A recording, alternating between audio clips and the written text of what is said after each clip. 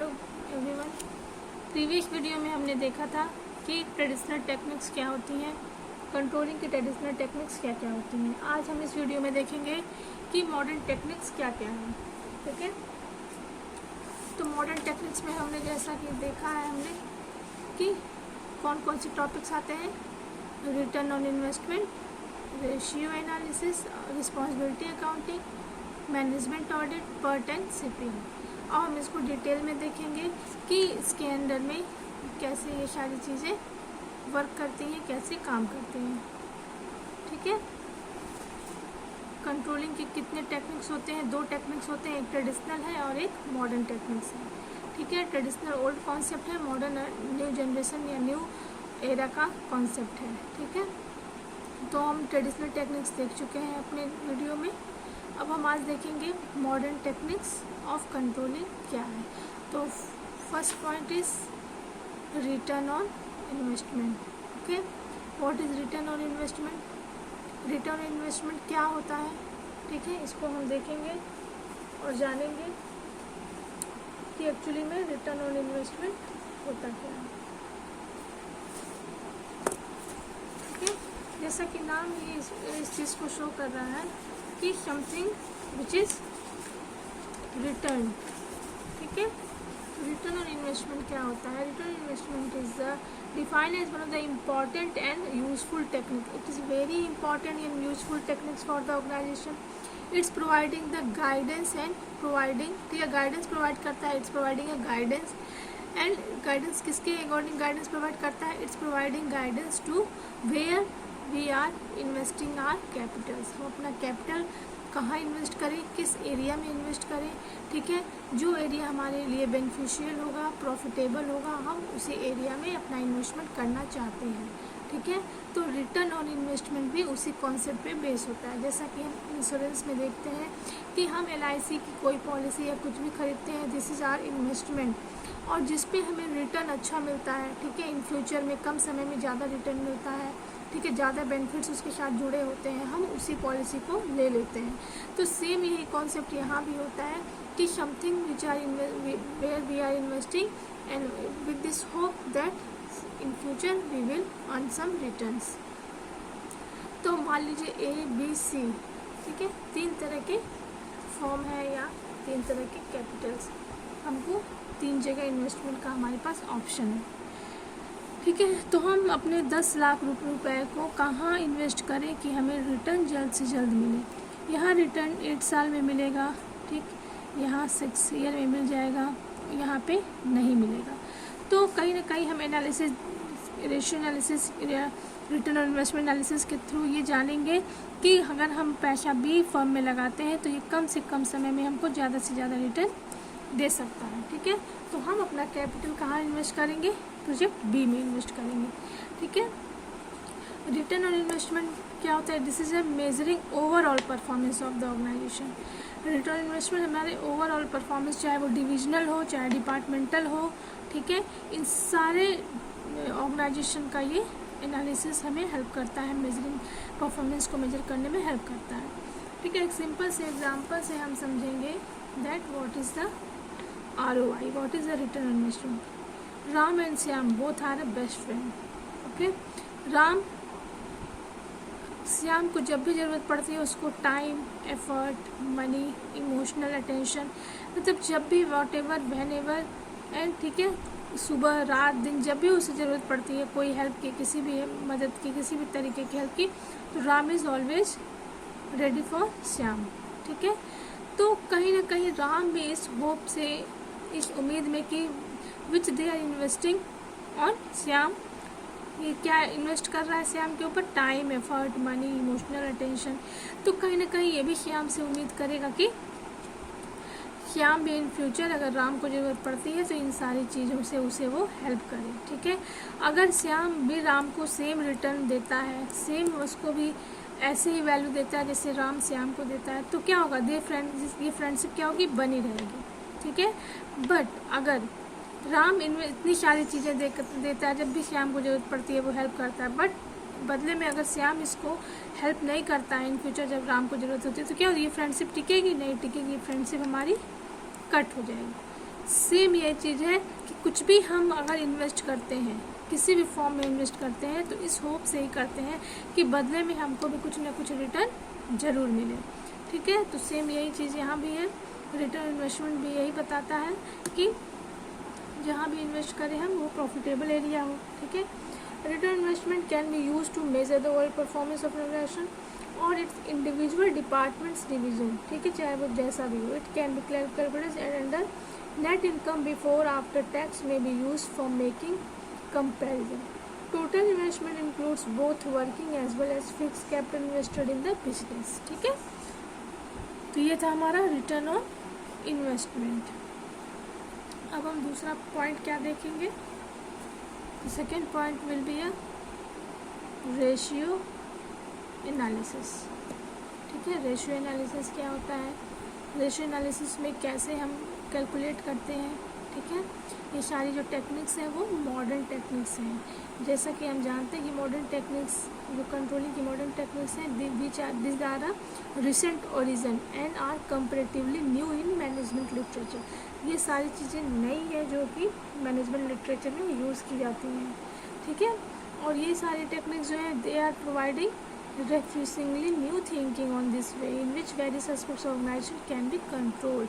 ठीक है, जितने भी ऑर्गेनाइजेशन में वेरियस एस्पेक्ट्स होते हैं उन सबको कंट्रोल करने के लिए ये न्यू थिंकिंग प्रोसेस है। न्यू थिंकिंग ये कह सकते हैं रिफ्रेशिंगली एक थिंकिंग है जो कि मॉडर्न ऑर्गेनाइजेशन के अकॉर्डिंग काम करती है और मॉडर्न ऑर्गेनाइजेशन में कंट्रोलिंग में हेल्पफुल होती है। ठीक है, तो फर्स्ट हमने देख लिया रिटर्न ऑन इन्वेस्टमेंट। सेकेंड हम देखेंगे रेशियो एनालिसिस। रेशियो एनालिसिस क्या होता है? ठीक है, तो रेशियो एनालिसिस होता है it helps to analysis of financial statement through computation of ratio. ठीक है, ये क्या करता है? जितने भी रेशियो हैं, रेशियो कितने प्रकार के हो सकते हैं? It is an liquid ratio, solvency ratio, profitability ratio and turnover ratio. ठीक है, ये सारे रेशियो का एनालिसिस कोई भी ऑर्गेनाइजेशन करता है and with the help of this analysis they are preparing a financial statement and on the basis of this financial statement they see and they try to take some decision according this financial statement that there is some controlling means some corrective actions should be taken or not।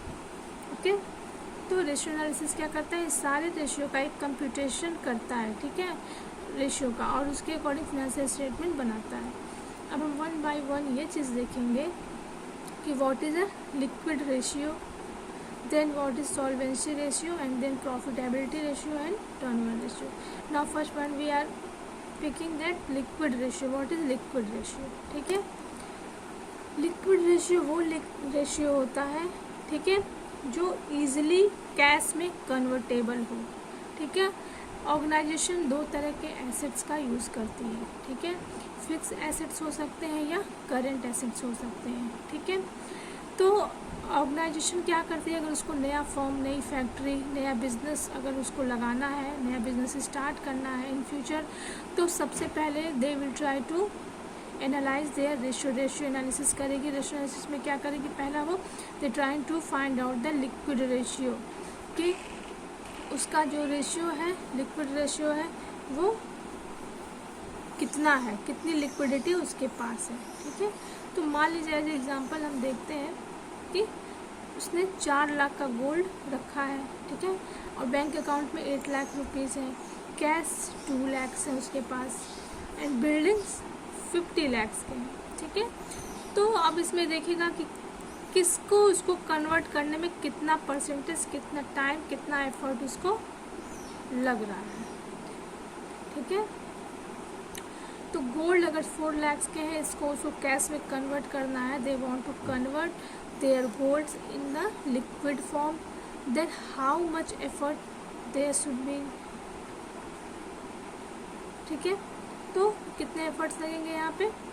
मान लेते हैं 50% efforts लगेंगे यहाँ 1 से 2 दिन में। कुछ processes होंगी, कुछ होंगी, जिसके अकॉर्डिंग ये हमारा जो 4 लाख का गोल्ड है वो कैश में कन्वर्ट हो जाएगा। ठीक है, बैंक में उसने 8 लाख रुपीज़ रखे हैं. It is taking may be 10% और 20% टाइम, बिकॉज 1 से 2 आवर्स में 8 lakhs will be converted into a cash in hand. ठीक है, कैश जो है इनका 8 लाख का इनके हाथ में आ जाएगा. उनके पास कैश 2 लाख का है, तो उसका तो कोई एफर्ट ही नहीं है, बिकॉज इनके पास ऑलरेडी है.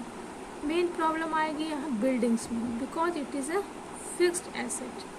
ठीक है, क्योंकि बिल्डिंग्स को, फिक्स एसेट्स को सेल करना बहुत टाइम टेकन होता है. ठीक है, it's taking too much time to sell. ये हो सकता है 1 ईयर भी ले सकता है या 2 ईयर्स का भी टाइम ये ले सकता है. ठीक है, तो मेन प्रॉब्लम कहाँ आएगी? बिल्डिंग सेल्स में. ठीक है, तो हम मान के चलते हैं इसको सेल करने में हमारा 100% एफर्ट लगने वाला है.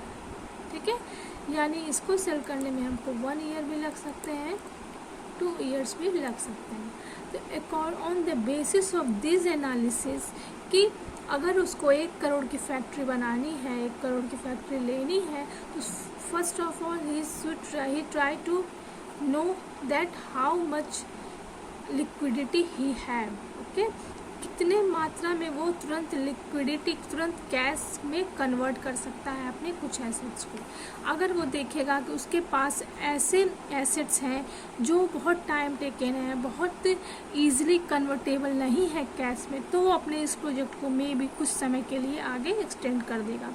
बट अगर वो देखता है कि हमारे पास कुछ ऐसे एसेट्स हैं which is easily converted into a cash, then they can take a decision regarding to buy and own and factory और कंपनी. ठीक है, तो ये चीज़ें इसमें आती हैं. सेकंड हो जाएगा आपका solvency ratio. What is solvency ratio? ठीक है, तो सॉल्वेंसी रेशियो जो होता है हमारा, सॉल्वेंसी मीन्स सॉल्वेंट, आपने नाम सुना होगा, सॉल्वेंट एंड इनसॉल्वेंट पर्सन. ठीक है, then we can say that a person who was not pay off their liability. ठीक है, लाइबिलिटीज़ क्या होती हैं?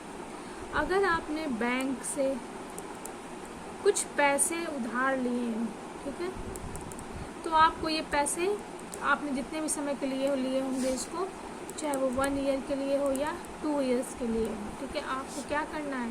You are liable to pay these amounts to their bank. ठीक है, now you are liable to pay these amount to their bank because you have a liability.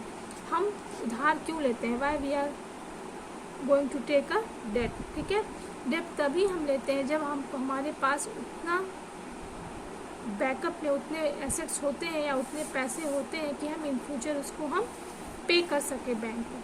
ठीक है, तो सॉल्वेंसी रेशियो का भी वो अपना एनालिसिस करता है ऑर्गेनाइजेशन. ये देखता है इज ही इज सॉल्वेंट और इनसॉल्वेंट. क्या फ्यूचर में अगर उसको एक फैक्ट्री डालनी है, ठीक है, उसको अपनी एक फैक्ट्री स्टार्ट करनी है, तो वो क्या करेगा? तुरंत जाके बैंक से लोन या पैसा नहीं ले लेगा.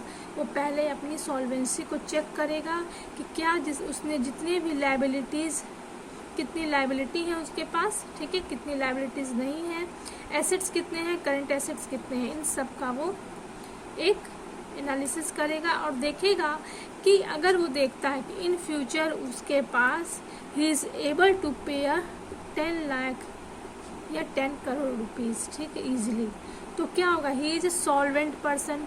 ठीक है, because he have ability to pay off.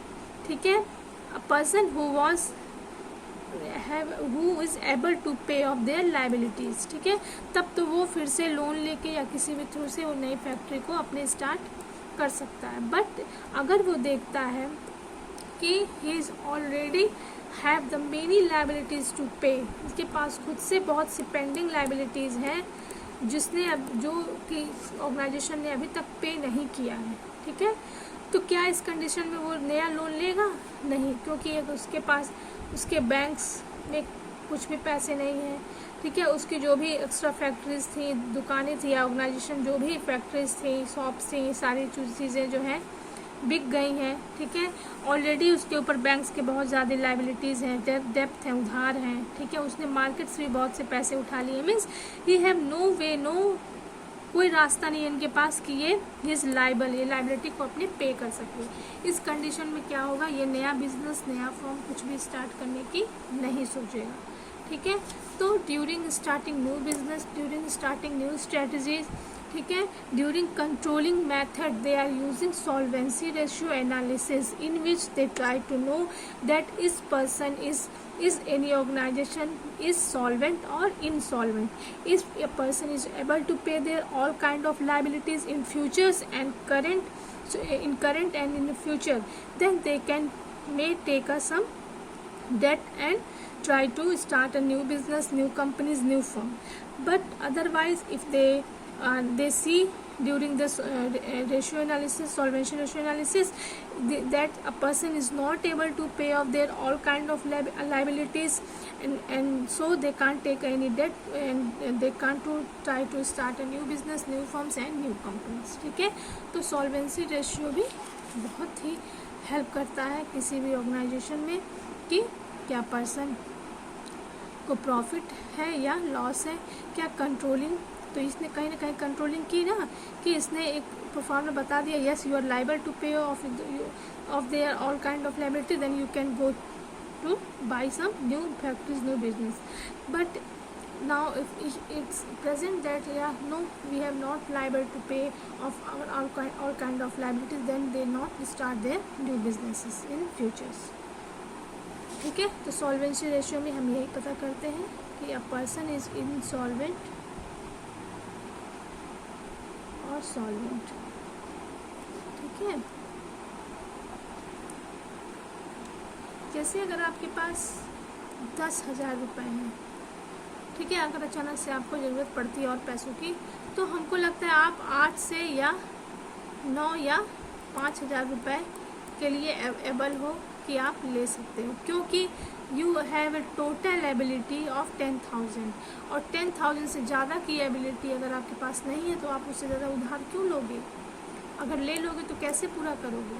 ठीक है, तो यही होता है सॉल्वेंसी में. अगर ऑर्गेनाइजेशन के पास इतने पैसे होते हैं कि वो अपनी सारी लायबिलिटी को, सारे उधार को फ्यूचर में पे कर सकता है, तो ही वो अपने बिजनेस को आगे ग्रो, नई फैक्ट्री, नई फर्म्स खरीदने की कोशिश करता है, अदरवाइज वो नहीं स्टार्ट करता है.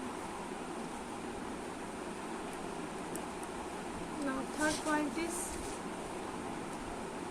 Profitability ratio.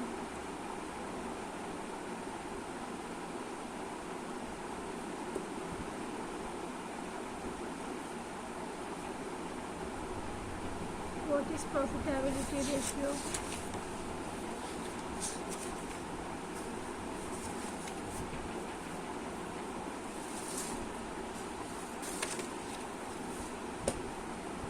Analysis the profitability position of business. Such ratio involves analysis profit in relation to solve or to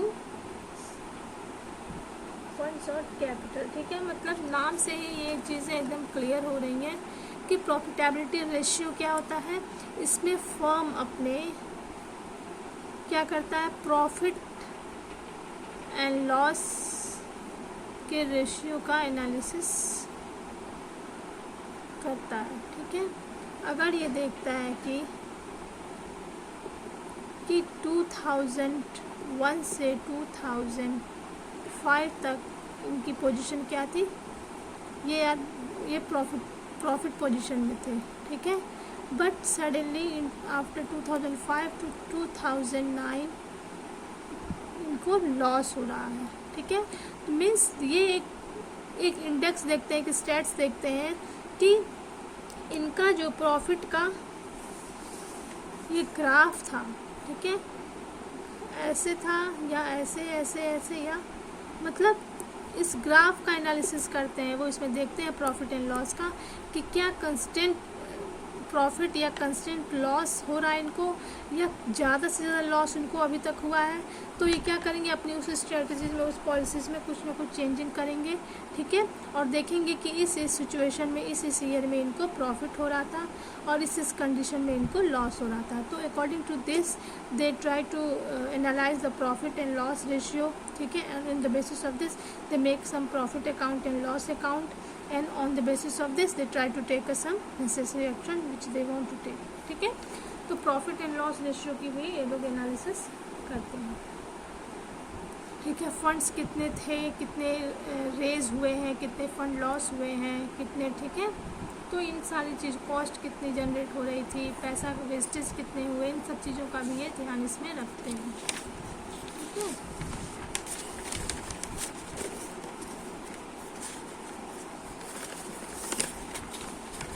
now we will try to see the third, means the fourth point is turnover ratio.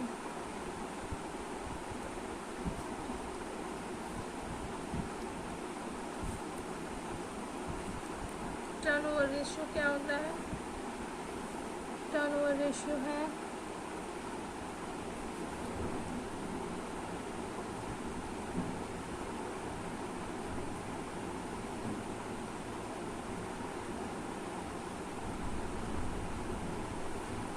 Turnover word ही इस चीज़ को clear कर रहा है कि आपको कितना प्रॉफिट या कितना टर्नओवर मिल रहा है। रेशियो एनालिसिस में टर्नओवर रेशियो का एनालिसिस उस सेंस में करते हैं कि जो भी हमारे पास रिसोर्सेज हैं, ठीक है, चाहे वो ह्यूमन रिसोर्स हो या मटेरियल हो, मनी हो, मेथड्स हो, ठीक है, चाहे किसी भी तरह का रिसोर्सेज हमारे पास हो, उनका बेटर यूटिलाइजेशन